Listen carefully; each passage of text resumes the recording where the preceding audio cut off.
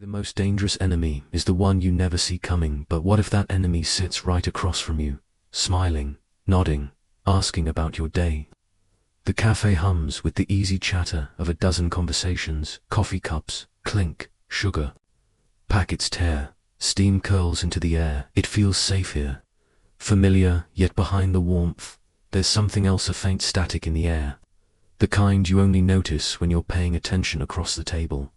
A friend laughs at your story. It's a good laugh, timed perfectly, loud enough for others to hear, but there's a flicker, so small it almost escapes you. The smile is half a second late, the eyes don't match. If you weren't looking, you'd never know. This is the kind of truth we're taught not to see, because the world runs more smoothly when we believe that those around us mean us well. But Carl Jung once said, "Until you make the unconscious conscious, it will direct your life and you will call it fate." That unconscious is not just inside us, it lives inside the people we trust. The human shadow, as Jung described it, is the dark side of the personality.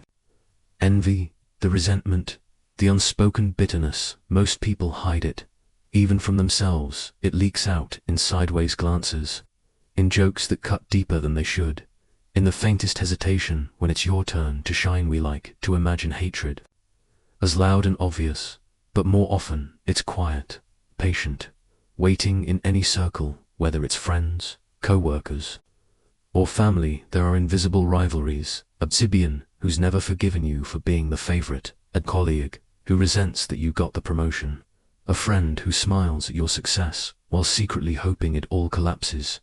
Not every smile is honest, not every hand offered is a hand to pull you up. Sometimes it's to steady you just long enough to push you off balance. You might ask, why hide it? If someone dislikes you, why not say it? The answer is simple. Survival. Humans are social animals, and open hostility costs resources, reputation, and opportunity to keep their place in the group. People learn the art of concealment in ancient tribes. Public aggression risked exile in the courts of kings. Suspicion was enough to lose your head, and in modern offices or social networks, the wrong words can destroy a career or a carefully built image. The lesson passed down through generations is clear. Never show the dagger until you're ready to strike. But here's the unsettling part: sometimes they don't even know they hate you. The shadow is often buried so deep that even the person carrying it can't see it clearly. What they feel might be explained away as just not liking your vibe or thinking you've changed. They'll tell themselves it's harmless, yet deep inside, a quiet ledger is being kept, and every success you have adds another mark. The danger lies in the subtlety. If someone screams at you, you can defend yourself, but when someone's hostility hides behind politeness, you stay open, exposed, unguarded. You invite them in, and they learn exactly where your weaknesses are. This isn't about paranoia, it's about awareness, seeing what's there without pretending. It isn't. Jung believed that the parts of ourselves we ignore gain power over us. The same is true of the people we surround ourselves with. When we fail to notice the small betrayals, the quiet resentments, we hand them influence over our lives without ever realizing it. Sometimes you'll feel it before you see it, a heaviness in the air when you enter the room, a change in the tone when you speak, the way conversations seem to die when you arrive. Your instincts aren't primitive, they're ancient. For thousands of years, human survival depended on reading the intentions of those around us. Even when no words were spoken, we're forgotten that skill, because modern life rewards trust over caution. We're told it's better to assume good intentions, and maybe that's true until it isn't. Until the moment you realize the person standing beside you is not cheering for you, but measuring the height of the pedestal you're on, wondering how hard it would be to tip it over. The unseen enemy thrives in these blind spots. They flourish in the spaces where you assume loyalty, where you assume shared joy, and because they know you believe in them, their mask is effortless. The mask always slips. The human shadow can only be contained for so long before it leaks out in a passing comment, in a look too sharp to be accidental, in the faintest tightening of the lips when you speak your good news. This is not about living in suspicion, it is about reclaiming your ability to see clearly. To understand that in every circle there are currents you cannot see unless you're willing to look, that what feels like friendship on the surface can, in rare and dangerous cases, hide something much colder beneath. The truth is uncomfortable, but it's liberating. Not every smile is safe. Not every circle is sacred, and sometimes the most important thing you can learn about a person is the thing they never want you to notice. And so, in the dim light of that cafe, you finish your coffee, you smile back, and you remember not to live in fear, but to live with eyes open, because the enemy you can see is never the one that destroys you. It's the one you mistake for a friend. They say hatred is dangerous, but hatred in disguise, that's lethal. To understand it, we have to strip it down to the bone. Hidden hostility isn't just a personality quirk. It's not merely the product of bad manners or poor upbringing. It's ancient. It's older than language, and it's written into our survival code thousands of years ago. In the earliest human tribes, open conflict meant risk. In a group of 20 people, every person's survival depended on cooperation, food, shelter, protection. Everything was shared. To show outright hostility was to threaten the stability of the group, and that made you dangerous. Dangerous individuals were dealt with swiftly, abandoned, or worse. So nature taught us a trick. If you want to harm someone, hide your intent. If you want to weaken them, don't throw a spear, throw a smile. The human brain evolved, not just to fight, but to deceive. We learned that a mask could be more effective than a weapon. Carl Jung would have called this mask the persona, the image we present to the world. Behind it lies the shadow, the parts of ourselves we deny, repress, or reject. The shadow holds everything we don't want others to see: envy, resentment, insecurity, lust for power. Most people believe their mask so completely that they forget the shadow exists. But the shadow doesn't forget, it waits, and when someone feels envy toward you, the shadow begins to stir. Envy is one of the most corrosive forces in human relationships. It doesn't just want what you have, it wants you not to have it if you succeed. Envy whispers to the envious, they don't deserve it if you're happy. Envy says, something about them must be fake. Envy doesn't rest until the playing field is leveled, either by them rising or you falling. And when rising seems too hard, the easier path is to pull you down. But why hide it? Why not confront it openly? Because modern society punishes open hostility in subtle but powerful ways. In the corporate world, direct confrontation risks being labeled unprofessional in social circles. It risks isolation in families. It risks becoming the villain. So hostility adapts. It becomes polite. We see it in history again and again. The court of Louis XIV glittered with gold and manners, yet was filled with whispered schemes and carefully crafted rumors. In the British royal courts, a misplaced word could end your influence, but a well-timed smile could mask months of plotting. In the Cold War, nations shook hands in front of cameras while placing missiles just beyond the horizon. This same dance plays out in modern offices, schools, and even friendships. We just call it by softer names: politics, professionalism, social nuance. But the psychology hasn't changed. Hidden hostility often begins with comparison. Social media accelerates this. Every scroll is a silent scoreboard, and everyone is keeping track. People who appear happy and successful become mirrors in which others see their own shortcomings. Jung believed that what we dislike in others often reflects what we cannot accept in ourselves. That's why envy feels so personal. It's an attack, not just on what you have, but on what they lack. Sometimes the hostility is born from insecurity so deep the person doesn't even know where it began. Maybe they felt overshadowed as a child, ignored in relationships, undervalued at work. When you appear confident, happy, or accomplished, you become the embodiment of everything they wish they were. Their shadow wants to destroy that reflection, not because of who you are, but because of what you represent. And yet these feelings rarely come out as direct attacks. Instead, they surface in subtle acts. A friend who never shows up when it really matters. A co-worker who forgets to pass along important information. A family member who plants seeds of doubt in others. Minds about you, these aren't accidents, they're strategies. Humans have mastered the art of psychological warfare in miniature, a compliment delivered with faint insincerity, a laugh, just a beat too late, a story retold in a way that shifts the spotlight off you. None of these alone would warrant suspicion, but over time, they create a pattern. There's also another layer. The way society conditions us to hide our darker feelings.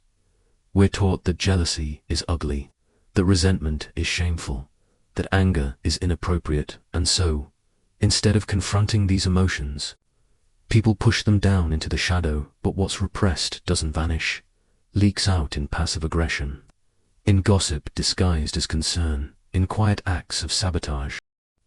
The tragedy is that many people aren't even fully aware of their own hostility. They might tell themselves, "I'm just being honest," or "I just don't think they're as good as they seem," but beneath that rationalization lies something raw and primal, something that began long before either of you met. And here's the paradox: hidden hostility is often strongest among those closest to us. Strangers might dislike us, but they lack the personal investment to act. It's the people who share our circles, our families, our industries, who have the most reason to quietly root against us, because your success, to them, is not just success, it's a reminder of what they haven't achieved. This is why open enemies can sometimes feel less dangerous. They have nothing to hide, and you know where you stand. But the person who smiles while envying you, they can walk beside you for years, all the while hoping for your downfall. When Jung spoke of the shadow, he didn't speak only of the shadows within ourselves. He understood that society itself is a theater of shadows. Every handshake, every toast, every congratulations could be a performance. And just like in the ancient tribes, those who master the performance survive, those who don't fall. Uncomfortable truth is this: hidden hostility is not a rare flaw in a few bad people. It's a default setting in human nature, shaped by survival, fed by insecurity, and masked by civility. You can't erase it from the world, and you can't always detect it instantly, but you can learn to read the patterns, to understand the psychology, and to protect yourself from its slow poison.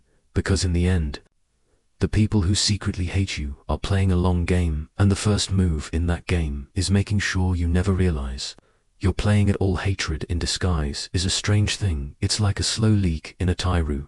Don't notice it right away. The ride feels smooth, the road looks clear, but mile after mile, you're losing pressure, and by the time you realize it, the damage has already been done.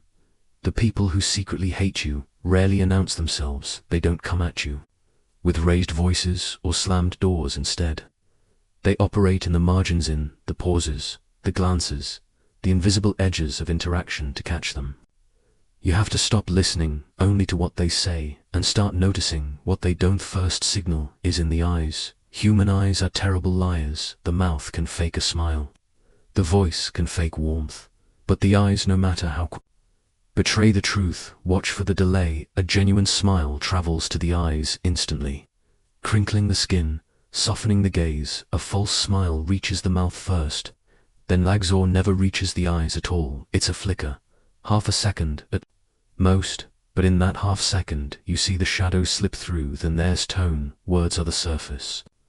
Tone is the current beneath. Someone can say, "I'm happy for you," with a melody that lifts you, or with a flatness that makes the words feel like stones.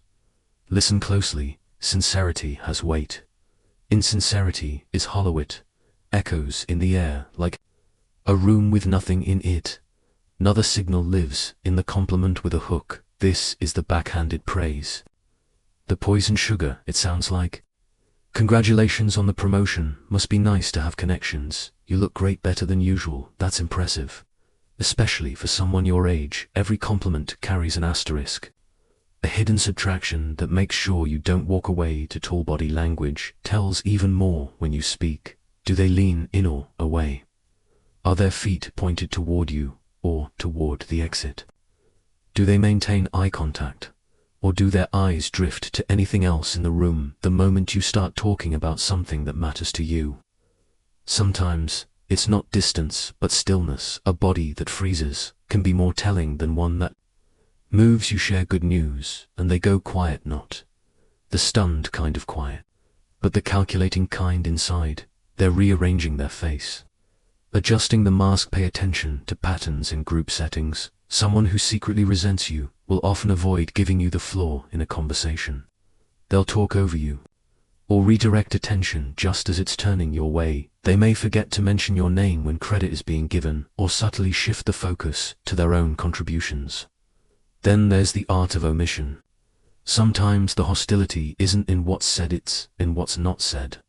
Invitations that never come, information you should have received, but somehow didn't. Opportunities mentioned to everyone except you. These are the invisible cuts.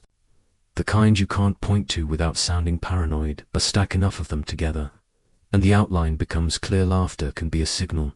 Too real laughter has a rhythm. It's unplanned, messy, contagious. Fake laughter is clean, precise, and just a little too quick to stop, or it's laughter at your expense.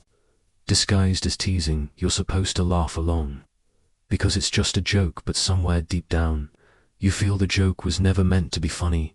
It was meant to remind you of your place. One of the most subtle, and perhaps the most dangerous signs, is the micro-celebration of your setbacks. A missed opportunity, a public mistake, a small humiliation. You might see it in the corner of their mouth, the brightness in their eyes. It's gone in an instant, replaced with concern. "I'm so sorry that happened to you," they'll say.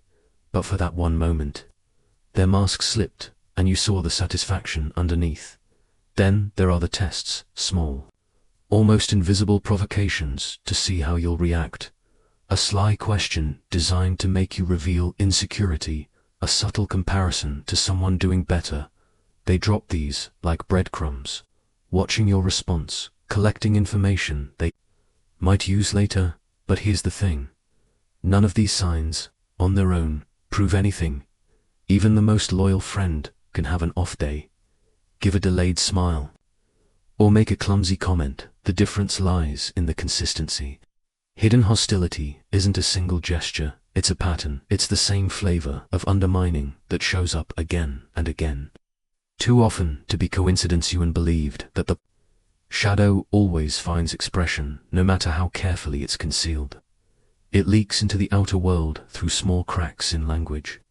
The cracks are sarcasm and subtle insults in behavior, their absence when presence is needed. Coldness where warmth should be. The more you pay attention, the more those cracks widen, until you can see exactly what lies beneath. In modern life, this awareness is often dulled. Social norms teach us to ignore discomfort, to smooth over awkwardness, to give people the benefit of the doubt, and for the most part, that's not a bad thing. It keeps society functional, but there's a cost by ignoring those small signals. You make yourself an easier target for the ones who would use that trust against you. Think about history's great betrayals. Caesar did not fear the legions at his back. He feared the friends at his side. Brutus didn't announce his intent. He smiled. He conspired quietly. And when the knife came, it was swift. In every era, the most successful acts of sabotage were invisible until the final moment, and they all began the same way, with small, almost imperceptible signs. This is not about living suspiciously, scanning every interaction for malice. It's about learning to recognize when something is consistently off, when the smile never quite reaches the eyes, when the praise always comes with a sting, when your successes are met not with joy, but with a thinly veiled discomfort. Once you see the pattern, you can't unsee it, and that's both the burden and the gift. Burden, because you realize how common it is. Gift, because awareness robs it of its power. The silent signals are only dangerous if you stay deaf to them. It's like reading between the lines of a letter. The words say one thing, but the spaces, the pauses, the handwriting, they tell you something else entirely. If you can learn to hear what's not being said, you'll start to see the invisible map of every relationship, and on that map, you'll find the ones who walk beside you and the ones who quietly hope you'll fall. We live in an age of polished masks, perfect smiles for photographs, curated opinions for social media, polite small talk in offices and family gatherings. Beneath it all, there's something far older than Instagram filters or HR etiquette, the ancient instinct to hide our true feelings when they threaten the fragile balance of our place in the tribe. Jung understood this better than most. He saw the persona, mask we wear for the world, not as a lie, but as a necessity. Society runs on masks. Without them, we'd be raw, exposed, constantly colliding with the unfiltered truth of each other's emotions. Civility, in this sense, is a form of camouflage. It allows people to coexist without open conflict, but it also allows hatred to hide in plain sight. Won't someone simply admit they dislike you? Because, in most cases, it would cost them more than it would gain social circles. Whether it's a workplace, a friend group, or even a family, are delicate ecosystems. If someone openly shows hostility, they risk damaging their own image, losing allies, or facing direct confrontation. The smarter move, from a purely strategic point of view, is to keep the mask on. There's also the matter of self-image. People like to think of themselves as good, kind, and fair. Even when they're not, admitting hatred, even silently to themselves, forces them to confront a truth that doesn't fit the story they tell about who they are, so they disguise it, even in their own minds, reframing it as harmless teasing, justified criticism, or even concern for you on the surface. This can feel maddening. The person who undermines you at every turn is the same one who hugs you in public. The colleague who resents your success is the one congratulating you in front of the team.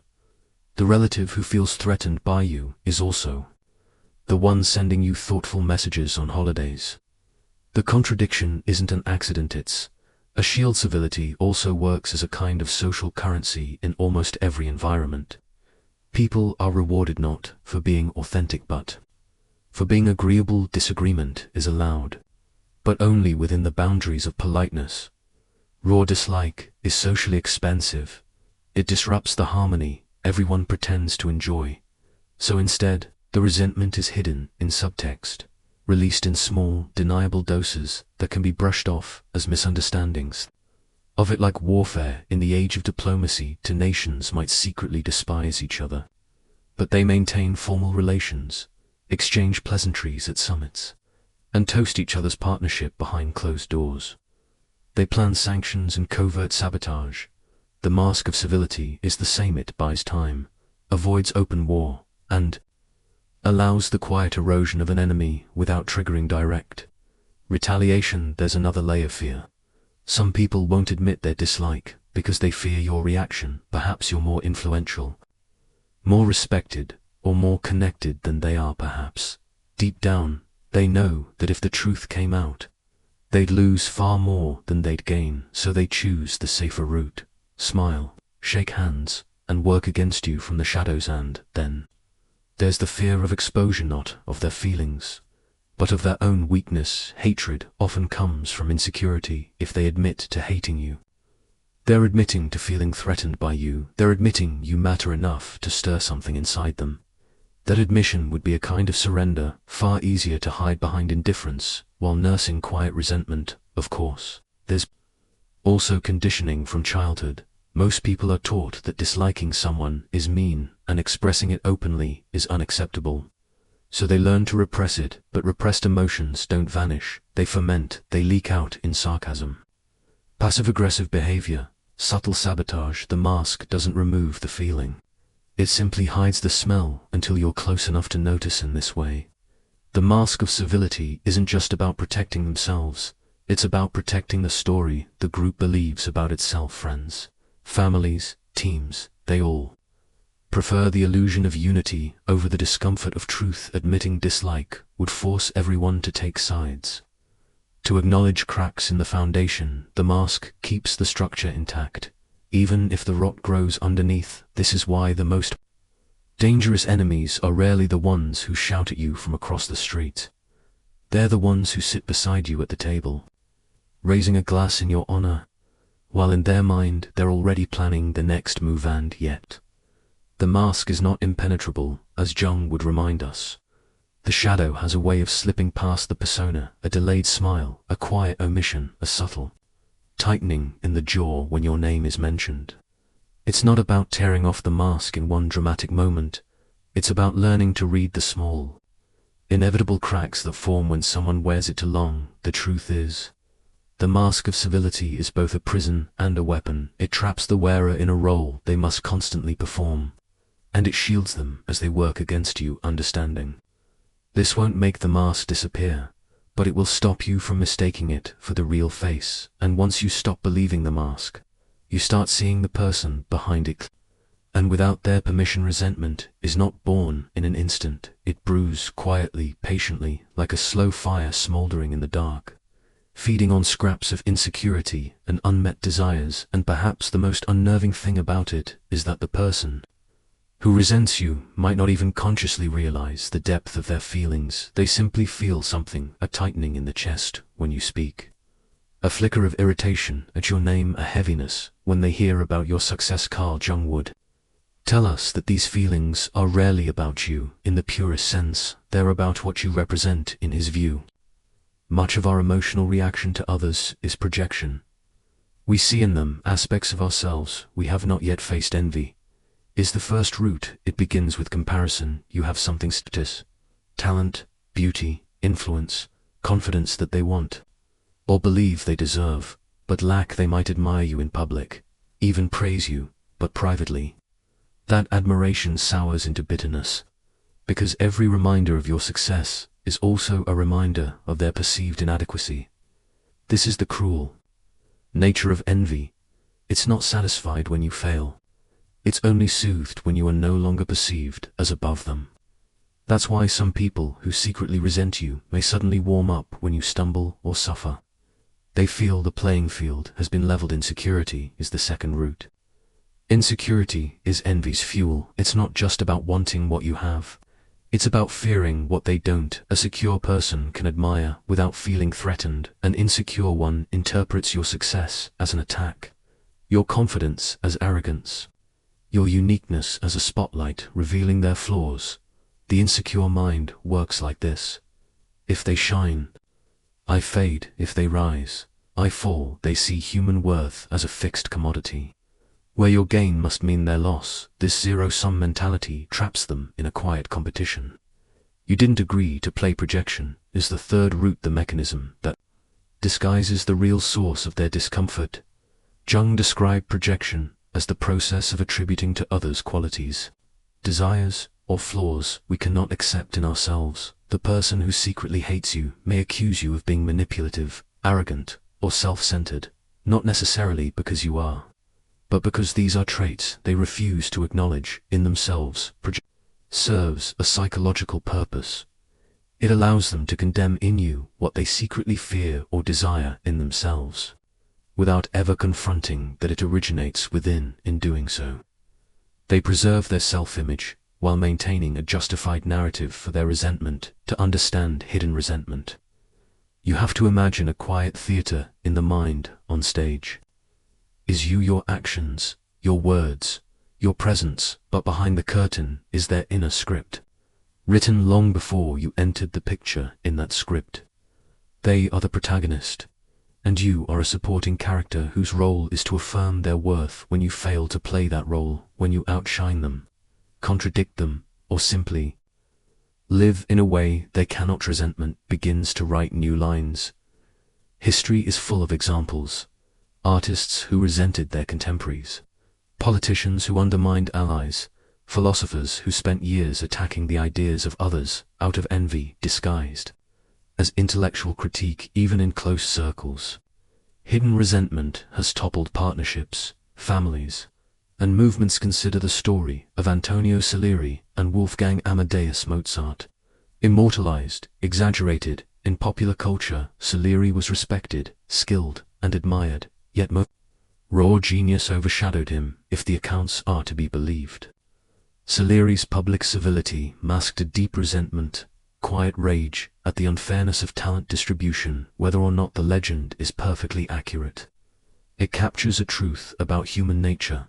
Resentment is most potent when it festers close to home, in proximity to the person who triggers it. Modern psychology offers another insight. Resentment is often less about what you do, and more about what your existence implies. You may unintentionally highlight someone's unfulfilled dreams, wasted time, or unrealized potential if you are younger but more accomplished. You become a reminder of lost years if you are older but still thriving. You become a reminder that their excuses are just that, excuses, is why resentment is so insidious. It can exist without a single hostile word exchanged. It can live entirely in the unspoken realm, a laugh that's just a shade to forced a compliment with a faint aftertaste of mockery, a subtle delay in offering help when you need it most, and yet, hidden resentment is not purely malicious. Sometimes it is simply human. We all have moments where someone else's success stings. We all, at some point, compare ourselves unfavorably to others. The difference is in what we do with that feeling. The mature, self-aware person recognizes it, questions it, and uses it as a mirror for self-growth. The less self-aware person hides it, nurses it, and lets it shape their behavior toward you, often without ever admitting it, even to themselves.